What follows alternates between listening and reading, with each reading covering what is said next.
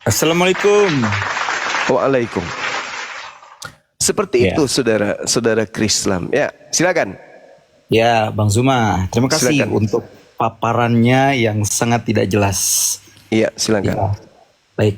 Saya akan sampaikan karena ini konsepnya adalah penjelasan sekaligus debat. Ya, jadi saya harus sampaikan bahwa logika berpikir Kristenan dengan logika berpikir Islam itu mutlak tidak bisa disamakan.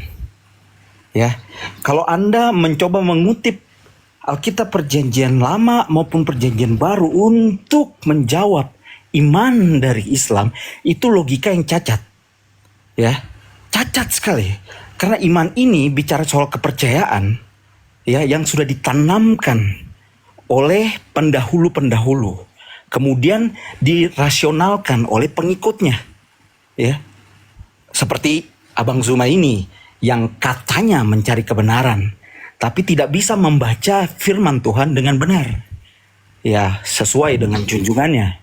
Ya, tidak bisa membaca dengan benar. Begitu. Tapi saya mau katakan begini. Kalau Anda menyamakan Yesus sebagai Elohim Yahweh, Allahnya Abraham, Ishak dan Yakub, Anda salah besar. Karena di dalam kekristenan tidak mengajarkan demikian.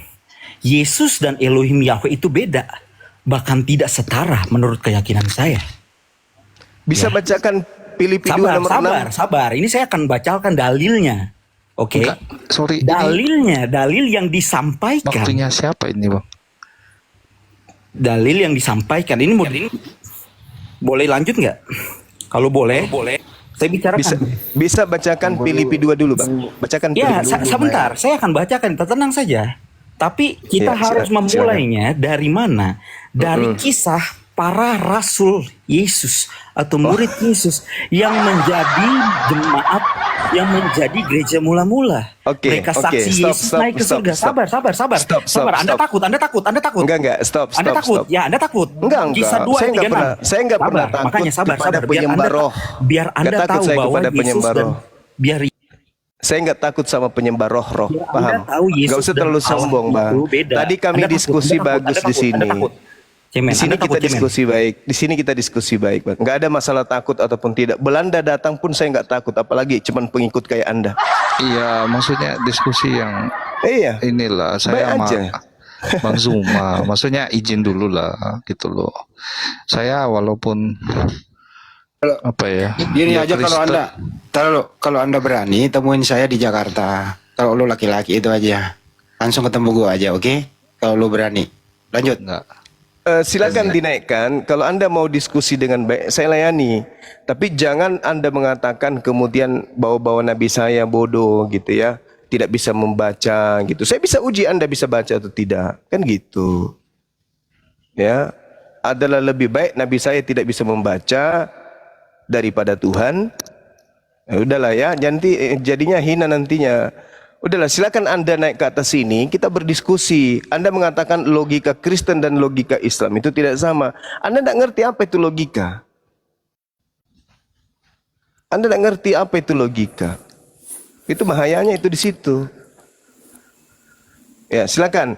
Saya berbicara kepada Anda berbicara juga selayaknya orang yang punya intelektual. Jadi santai aja, nggak usah emosi, nggak usah ketakutan sama saya, tidak usah nervous kalau berhadapan dengan Bang Zuma. Santai aja, relax. Ya, Sorry Bang Zuma, boleh tanya nggak ke dia ini? Siapa Iya, ya silakan. namanya? Namanya siapa ini? Saya nggak kelihatan. Mikael. Mikael. Ya, Mikael, kamu Kristen atau apa ini agamanya?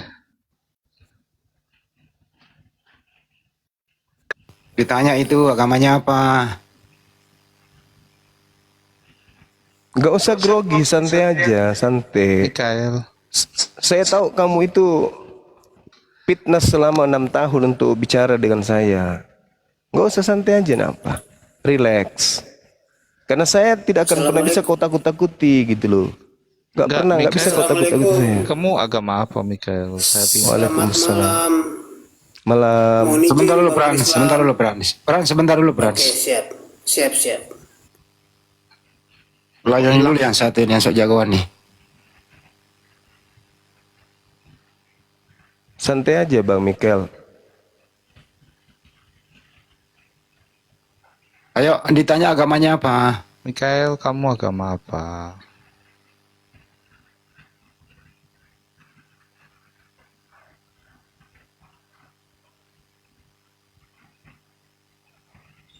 Ini provokator ya. Maksudnya datang-datang bawa nama Kristen tapi kayak gini. Maksudnya,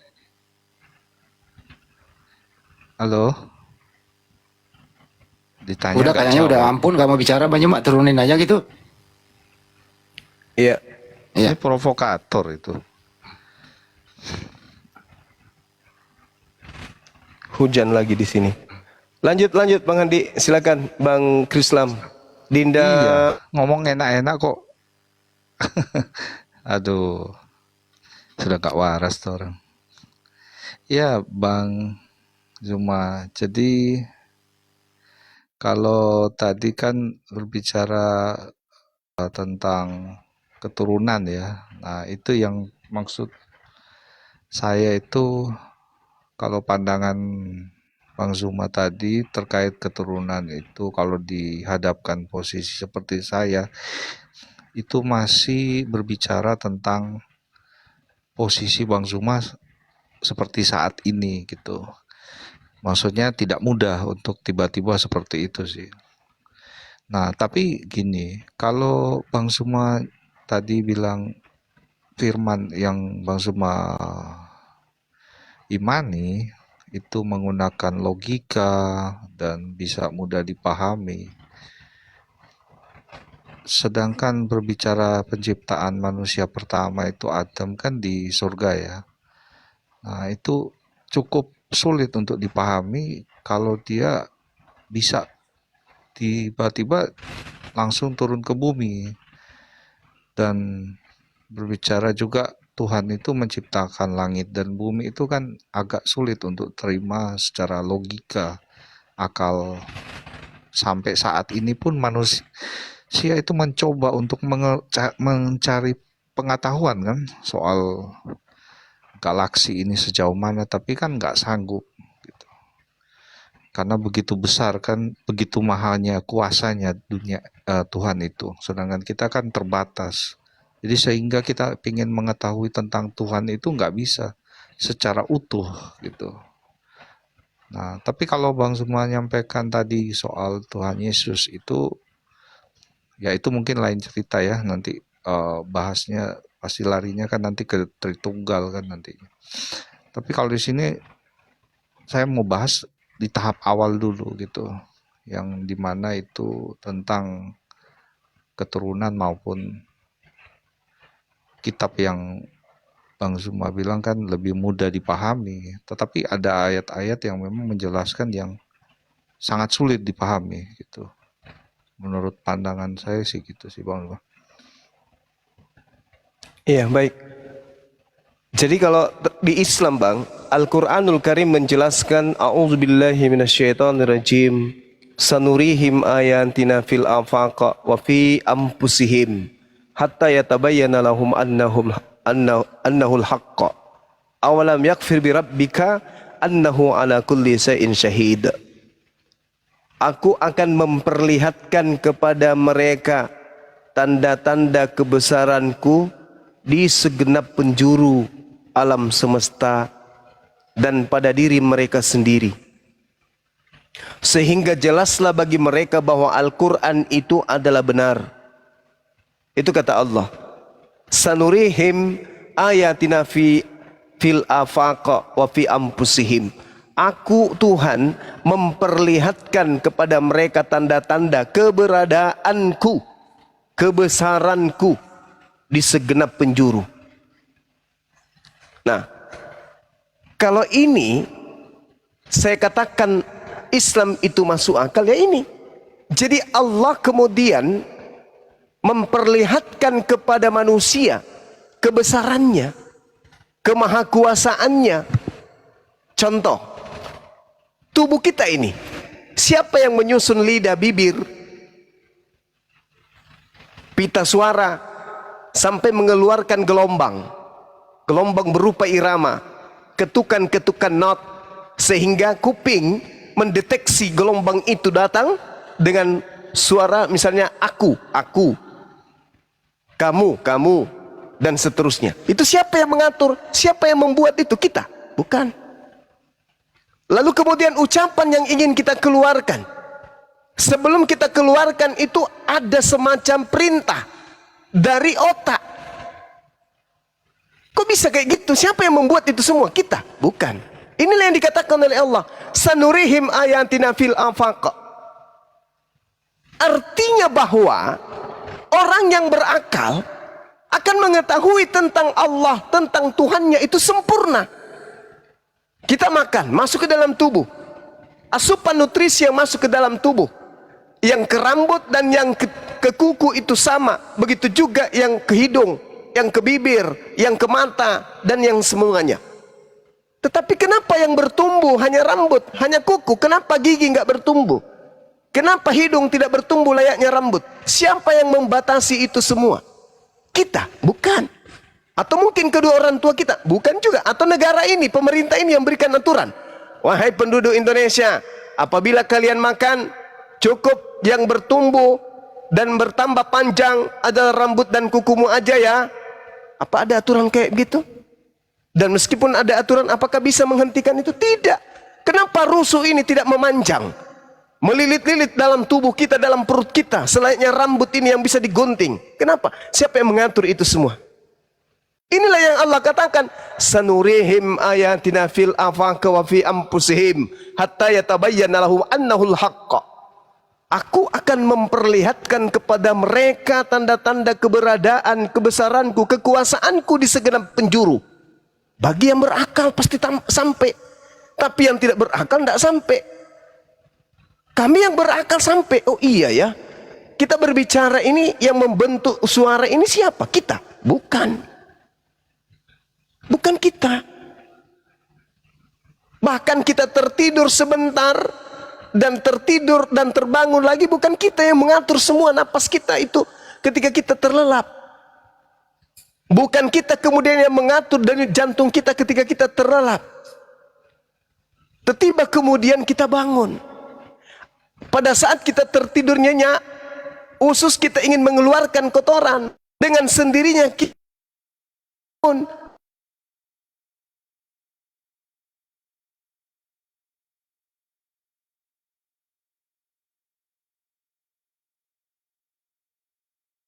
Enggak. Dengan sendirinya. Dengan sendirinya.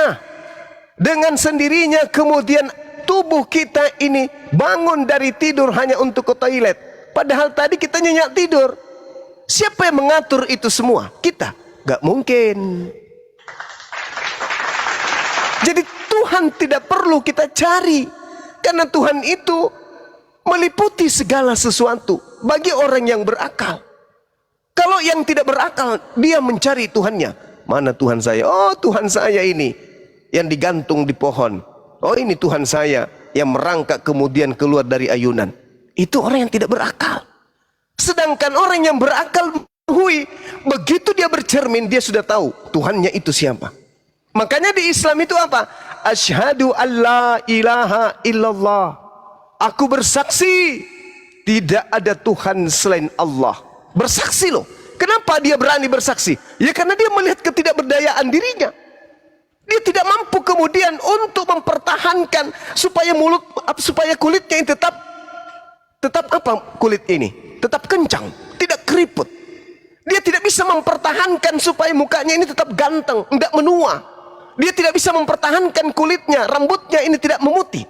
Tidak sanggup. Padahal itu adalah rambutnya, padahal itu adalah kulitnya sendiri. Tapi tidak bisa. Berarti ada sesuatu yang mengatur semuanya ini. Itu siapa? Itulah yang kami sebut Tuhan. Kami tidak melihatnya, tapi Tuhan itu melihat kami. Kami tidak mendengarnya, tapi Tuhan itu mendengarkan kami. Maka kami hanya memperbaiki diri. Karena kami diawasin, kami disaksikan. Dia menyaksikan diri kami. Makanya dalam Al-Quran dikatakan, di dalam surah Qaf ayat 16, Allah Subhanahu wa taala menjelaskan dengan sangat terinci di sana. Apakah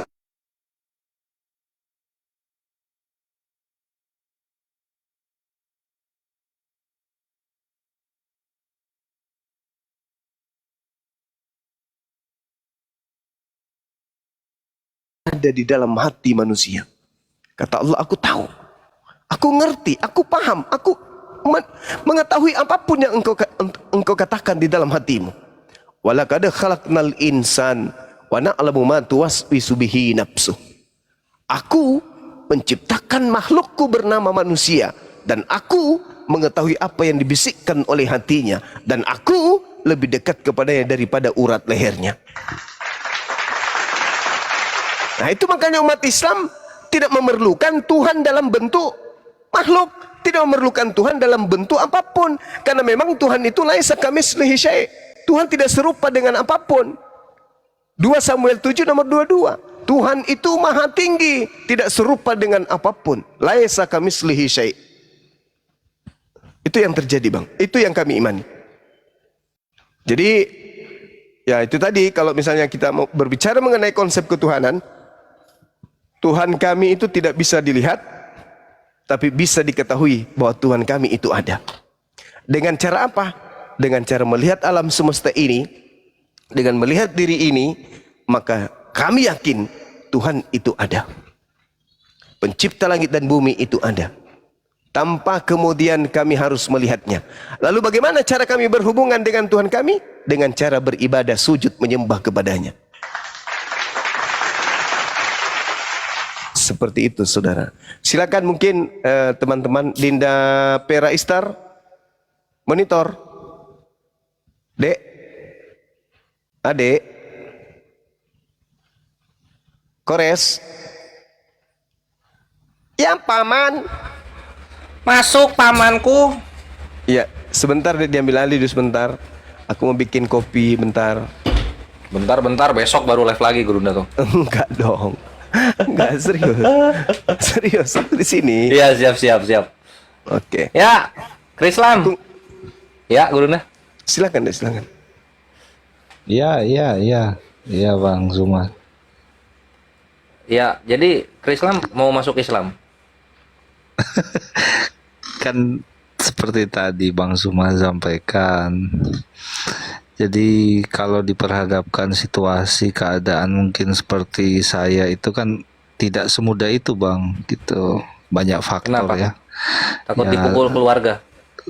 enggak, tadi Bang Zuma kan jelaskan banyak faktor lah. Kalau mungkin Bang Zuma bilang faktor yang dijelaskan tadi yang di awal itu kan memang masih ada unsur karena saat inilah istilahnya kan gitu. Menurut pandangan saya sih gitu. Karena kalau memang seperti tadi Bang Zuma bilang juga kan, kalau misalnya keadaan apa ya istilahnya memang seperti saya ini, pasti seluruh dunia akan itu kan berpikir sama seperti Bang Zuma tadi.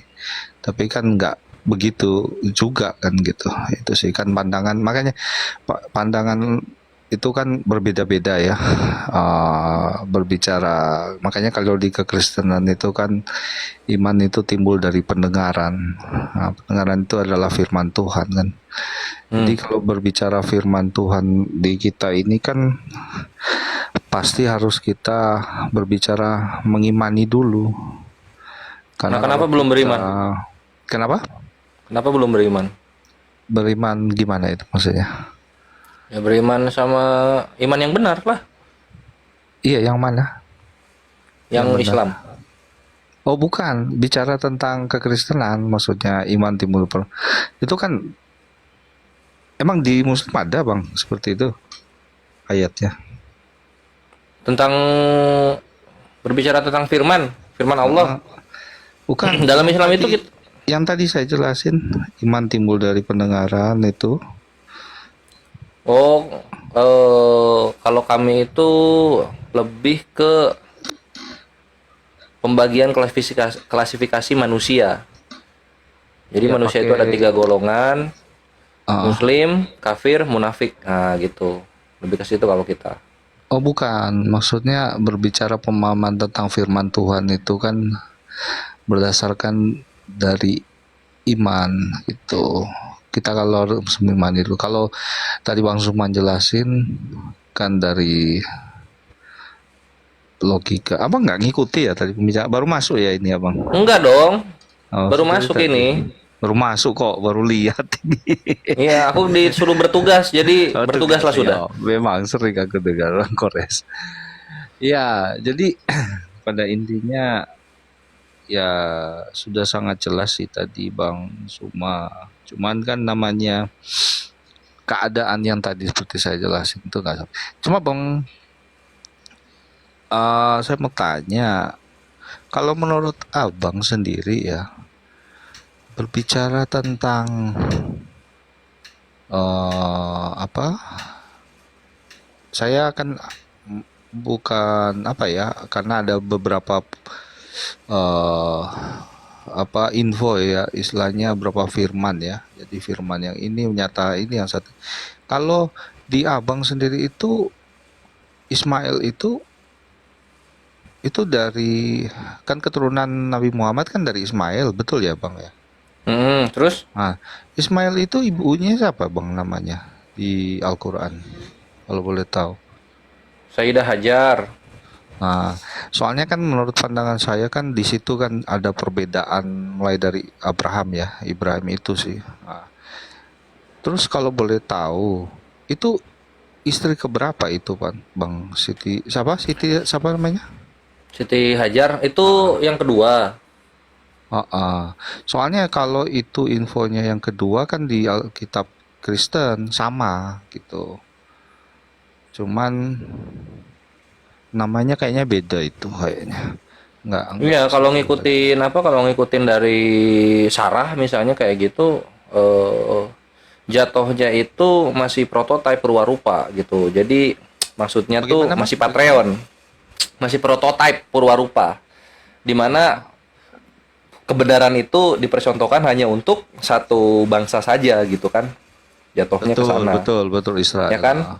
Nah, ketika Islam datang, maka yang prototipe ini sudah disempurnakan dengan agama yang dimana semua manusia bisa mengaplikasikannya.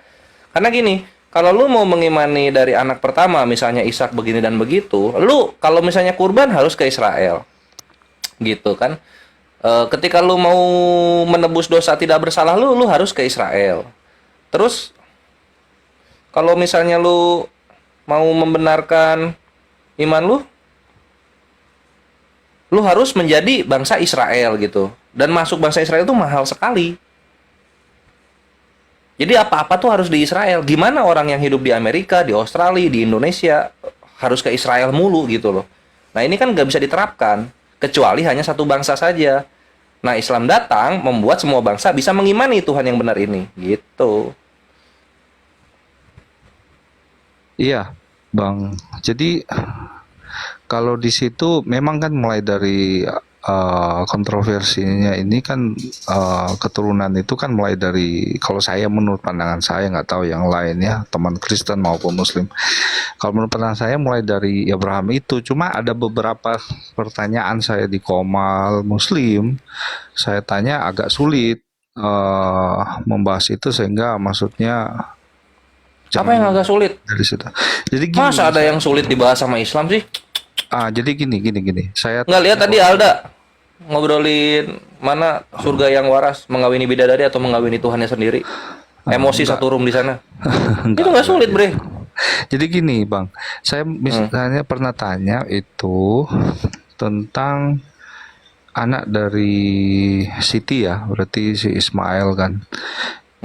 Dengan anaknya istri pertama itu kan Sarah ya, betul ya? Ya, Ishak. Itu Ishak, ya Ishak.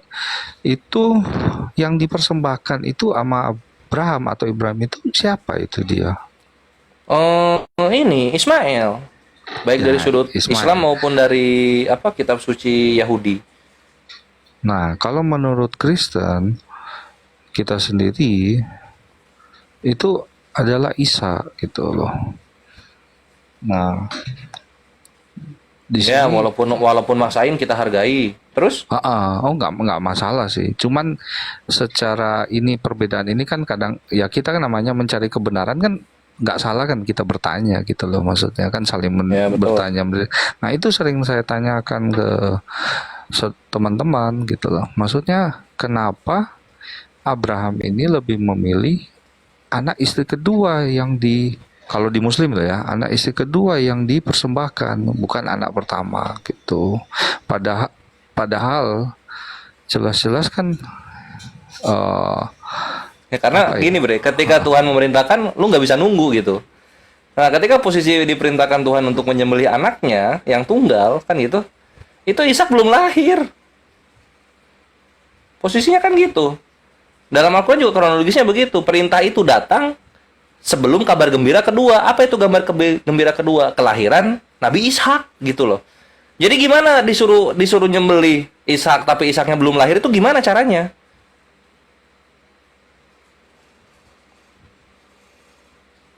Oke. Gitu, Mai Bre. Jadi kalau menurut Abang berarti secara waktu itu apa namanya? Ishaknya belum lahir. Anak dari istri kedua itu berarti kondisinya pada saat dipersembahkan itu Ishak belum lahir, maksudnya dari anak pertama. Betul. Gitu ya. Iya. Oke. Soalnya gini, pemahaman saya kan yang dimana kalau istri pertama itu ya istilahnya kan di mana-mana ya secara logika, maksudnya lagi-lagi kita pakai logika ya. Kan kalau di Muslim kan kadang-kala menggunakan logika, Bang Zuma bilang kan pakai logika. Nah, itu kan pasti anak pertama itu kan ya kayak Abang lah, punya istri dua. Anak pertama dari istri pertama itu kan pasti lebih prioritas ya istilahnya. Itu pandangan saya sih. Kalau udah lahir pasti prioritasin. Anak sulung kan? Gua anak sulung kesayangan gua. Oh gitu. Iya, gitu kan. Nah, tapi posisinya di sini Ismail itu anak sulung. Mau gimana caranya? Itu anak sulung Ismail itu. Oh, oke. Yes, gitu. Ishak akan selalu menjadi yang kedua. Ishak akan selalu Menjadi yang kedua. Oke. Padahal Ishak itu dari istri pertama ya. Pertama, ya betul. Oke. Nah, sekarang kalau untuk merujuk ke Nabi Isa ya, Boleh. itu maupun Nabi Muhammad ya. Bisa ya, Bang ya? Bisa, gas. Nah, itu rentetan silsilanya, jalurnya dari mana sehingga kok bisa tahu itu di Al-Quran itu dari mana itu, Bang? Dari para sejarawan. Maksudnya sejarawan gimana ya? Maksudnya kita kan berpatokan dari kitab yang Abang imani kan, maksudnya nggak kata si A, si B kan maksudnya. Gini, posisinya gini. Ini pakai logika ya. Bangsa Arab dengan kitab suci Al-Quran turun duluan mana? Bagaimana, Bang? Bangsa Arab dengan kitab suci Al-Quran turun duluan mana? Bangsa Arab dengan Kitab suci Al-Quran. kalau saya sih berpatokan sama Al-Quran dulu kan, Bang, yang sudah jelas kan gitu. Tapi Nggak kalau bisa. bangsa Arab Nggak bisa, harus apa namanya? Dilihat secara ininya dulu mengenai pernasaban itu. Bangsa Arab itu duluan ada sebelum Nabi Muhammad. Al-Quran turun zaman Nabi Muhammad. Jadi nenek moyangnya Nabi Muhammad tahu saudara-saudara di pinggir mereka. Dan bangsa Arab menghafal nasabnya atau keturunannya ke atas dan keturunannya ke bawah gitu.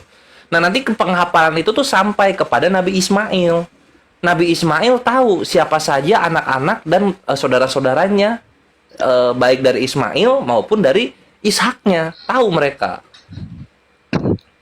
Nah gitu, jadi nasab ini datangnya dari ahli sejarah. Orang-orang yang dulunya belum masuk Islam, tahu sejarah, masuk Islam gitu kan.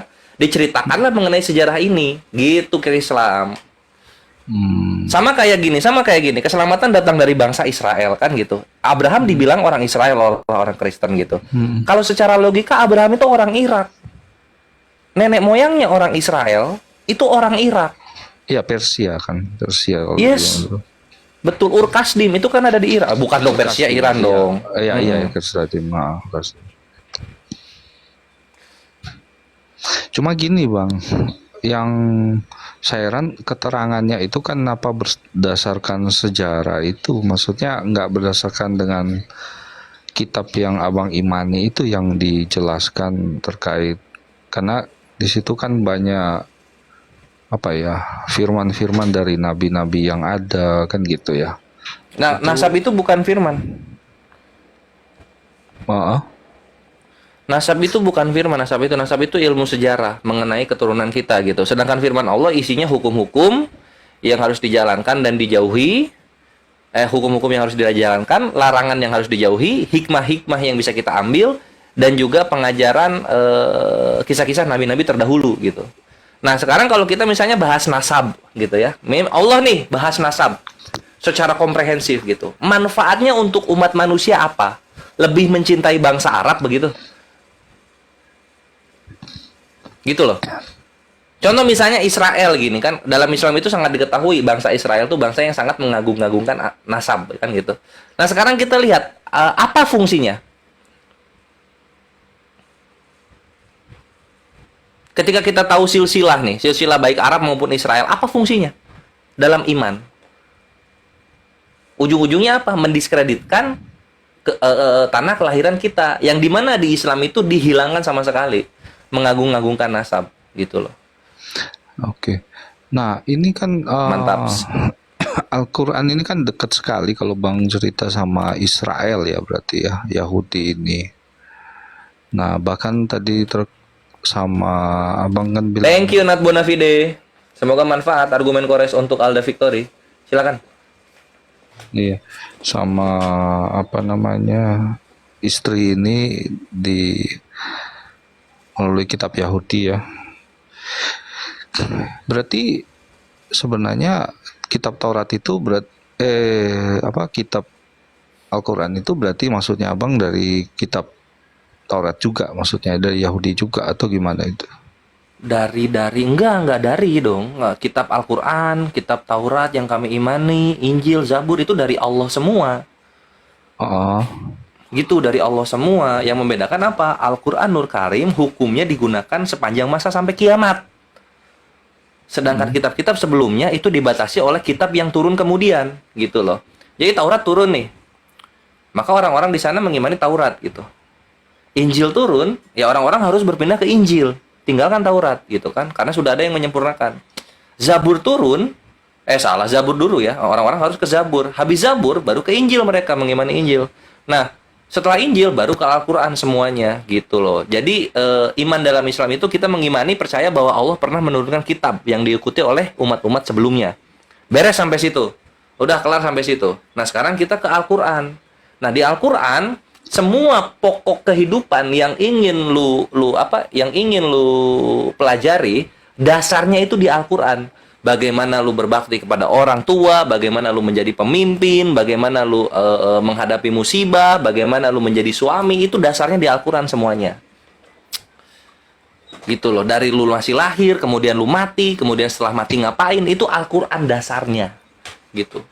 Makanya kami sangat mencintai firman Allah yang turun kepada Nabi kami Muhammad SAW. Kami sangat mencintai itu. Gitu. Karena bagaimana lu tahu cara hidup yang benar ketika benar dan salah itu tidak datang dari Tuhan. Contoh kayak gua ya, ini mujizat ya dari Al-Qur'an ya. Gua hidup dalam dialog lintas iman, ngebubukin Tritung gitu. Ternyata jauh sebelum gua lahir itu Allah sudah menitipkan perkataan-perkataannya yang sangat sangat bermanfaat dan berguna untuk iman gua ketika gua sedang dialog lintas iman. Contoh misalnya di dalam Al-Baqarah ayat 25 di sini, ketika Allah mengisahkan Nabi Ibrahim, Allah berkata, sesungguhnya berhala-berhala yang kamu sembah hanya untuk menciptakan perasaan kasih. Majleb nggak tuh? Majleb nggak tuh? Majleb, bre.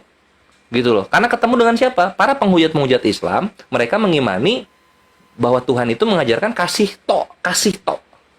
Gitu. Wah, disitulah kerennya tuh. Terus surah Al-Luqman ayat 6 gitu.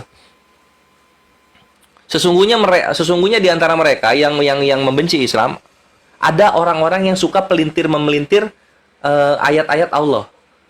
Dar ketemu sama Haleluda, sama si Alda, sama Christian Princess. Ketemu gua orang-orangnya. Ini Allah sudah berfirman 1400 tahun sebelum gua lahir, bre. Mantap nggak tuh? Mantep, bre. Gitu. Jadi gimana orang-orang gimana orang-orang mau hidup lurus, mau hidup di jalan yang lurus kalau mereka tidak mengimani kitab suci terakhir Al-Qur'an Nur Karim. Gitu Krislam. Oke. Jadi Kalau sampai terbatuk ya, gua tersipu. ya, jadi kalau diskusi di beberapa komal itu kan memang teman-teman menyampaikan kan kalau Al-Quran itu kan melengkapi dari kitab-kitab sebelumnya ya, gitu. Betul. Nah, kalau saya lihat itu kan Al-Quran itu dari abad ke-7 ya, betul ya? Iya, betul. Sedangkan Kristen itu dari abad ke-1, bahkan sebelum abad ke-1 itu sudah ada sebenarnya sih itu. Nah, cuman di sini Itu salah tapi nanti. Kenapa? Terus? Bagaimana? Itu salah tapi nanti dulu. Biarin Krislam beresin dulu. Oh, tapi gini, kalau saya melihat ini kan memang antara Alkitab dan Quran ini, Al-Quran ini kan memang istilahnya kemiripan dari nabi-nabi maupun cerita itu kan banyak kemiripan di situ. Cuma pandangannya berbeda-beda, ada berbeda-beda. Nah, di sini cuma saya yang agak membingungkan bahwa Quran ini kan datang istilahnya melengkapi kitab sebelumnya. Namun kitab yang sebelumnya itu keliru gitu.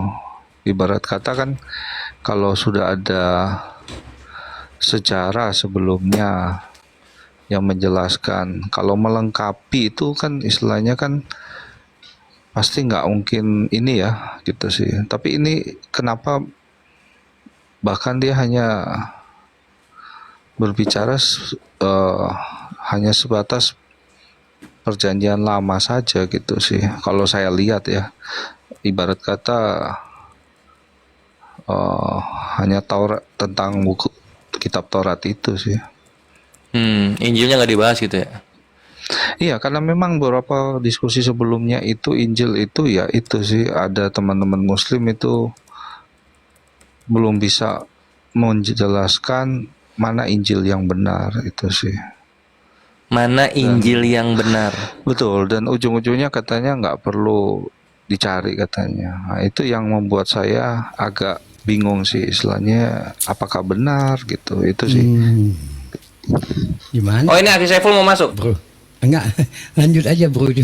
Cuman bingung aku kalau ditanya sama kita gitu yang nggak pernah megang, nggak pernah, belum lahir saat itu yang ditanyanya. Kemana Injil yang asli? Ya kan aneh kan? Ya. Jadi kalau penjelasan dari gua, Al-Quran nggak membahas Injil sama sekali itu salah gitu tuh. Karena banyak sekali ayat-ayat, terutama ketika kisahnya tentang Nabi Isa alaihissalam itu diberitahukan gitu bahwa Nabi Isa diberikan Injil gitu. Jadi bukan kalau di Kristen kan Matius, Markus, Lukas, Yohanes, Injil ini datang dari sana. Nah, kalau Injil kami enggak, Injil ini datang dari Allah, diberikan kepada Nabi Isa. Gitu. Nah, di sini menariknya nih. Injil yang diberikan kepada Nabi Isa itu bentuknya buku atau bentuknya hukum. Nah, di sini kawan-kawan Kristen biasanya kebingungan dan tersesat gitu. Kitab dalam bahasa Arab itu nggak melulu buku. Kitab dalam bahasa Arab itu bisa juga ketetapan. Gitu. Mau lihat di mana kitab itu artinya ketetapan? Silahkan dibuka di An-Nisa ayat 24. Kitaballahi alaikum. Di situ bukan buku dari Allah untuk kalian semua, tapi ketetapan Allah untuk kalian semua. Gitu. Nah, jadi ketika dibilang Injil, itu artinya ketetapan Allah yang datang untuk Nabi Isa alaihissalam, khusus untuk Nabi Isa alaihissalam. Nah, sekarang ditanya Injilnya kemana gitu? Ya Injilnya ya dengan terangkatnya ke langit kedua ke Nabi Isa, maka Injilnya pun dengan Nabi Isa di sana udah gitu loh. Karena Injil itu wahyunya Allah khusus kepada Nabi Isa alaihissalam, bukan berbentuk buku dia. Sampai sini Krislam menangkap itu perbedaannya antara Injil yang Islam sama Injil yang di Kristen Indonesia. Gitu. Karena nggak apa-apa. Jadi nggak semua Ya. pertanyaan juga harus kita jawab. Cuman ini sharing diskusi istilahnya. Kalau memang ada yang belum bisa menjawab di tempat koma lain, ya saya tanyakan ke abang. Tapi nggak harus Mantap. dijawab lah. Semua pertanyaan. Udah dijawab? Makanya tadi itu terjawab atau tidak terjawab kalau Krislam nangkepnya?